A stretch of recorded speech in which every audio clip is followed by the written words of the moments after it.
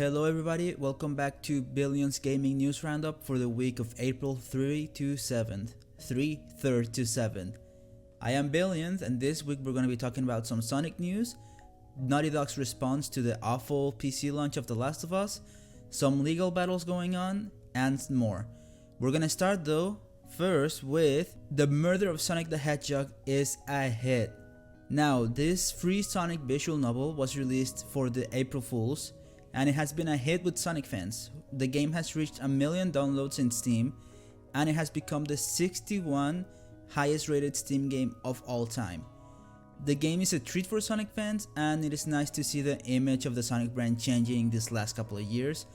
I'm very excited to see what comes next, so if you're a Sonic fan, I definitely recommend you check this game out. Next news, Naughty Dog responds to the awful PC launch of The Last of Us. The Last of Us Part 1 released on PC to extremely mixed reviews due to a big number of bugs and poor performance issues happening.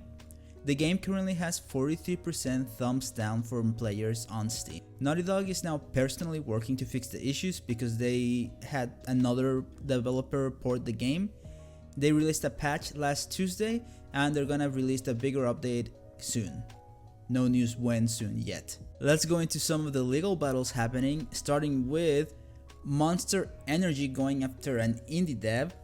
So, Monster Energy, the energy drink brand, is a known trademark troll, going after a lot of game studios that dare to use the word monster in their titles. Most of the time, these battles go quietly, but this time, the CEO of Glowstick Entertainment, Vincent Livings, has decided to fight this publicly, showing all of the legal threats and settlements offered by Monster Energy to showcase their tactic. Vincent is going to be holding a live stream to raise funds for the legal fight later this month. I haven't mentioned the game, have I?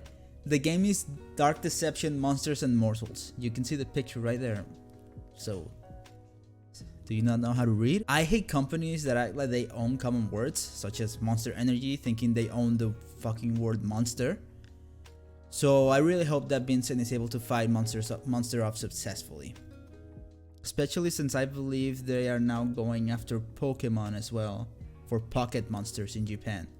Although I'm not sure about that one, I will put a check mark if that's the case in the video edit. There's also some legal stuff going on in Australia. Games with loot boxes could be rated M in Australia. Now, Australia is currently looking to classify games with paid loot boxes as M and games with simulated gambling as R18+. This would only affect games in which real money is exchanged, so games with in-game currency loot boxes are gonna be fine. We're gonna have to wait and see whether this gets passed and how gaming companies react, cause it has to be passed first to affect anything. Joy-Con drift fixes are coming to Europe. Nintendo is gonna be implementing a repair program similar to the one implemented in North America throughout Europe and the UK.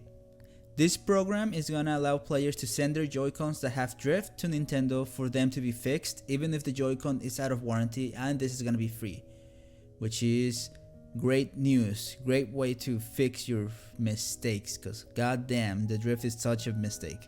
Next, legal stuff in Fortnite. Fortnite has been removing Call of Duty maps made by creators. Fortnite players have been recreating maps from other games, such as Call of Duty, thanks to the new Creative 2.0 mode that came in a recent update. It allows players to add custom assets and programming. Now, they're removing the maps because it goes against the Terms of Service, since the Terms of Service does not allow players to create, publish, or monetize content based on others' copyrighted IP. Seems pretty fair to me, so don't do that. Here we come for the last news. Resident Evil 4 Remake update that adds the mercenaries mode. Now, Capcom has just released a new mercenaries mode for Resident Evil 4 Remake, which is a mode where you go in killing enemies in a bunch of rounds, with each kill gaining points and adding time on the clock. Seems like a fun side mode, might be interesting. Capcom has also added the ability to buy the exclusive gun upgrades, which is the best upgrades you can add to your guns, with real money, which has left a sour taste in some people's mouths, since they waited to add this after the game reviews were out, when a lot of people would have mentioned this in the reviews. This is kind of scummy. but at least it doesn't really affect the game. It's basically just pay to win, so if you're fine with just enjoying the game normally, you should not pay for it because you don't need it. That is all the news for this week. Hope y'all have a good time, and I'll see y'all next week. Bye. Now we're off to Resident Evil 4.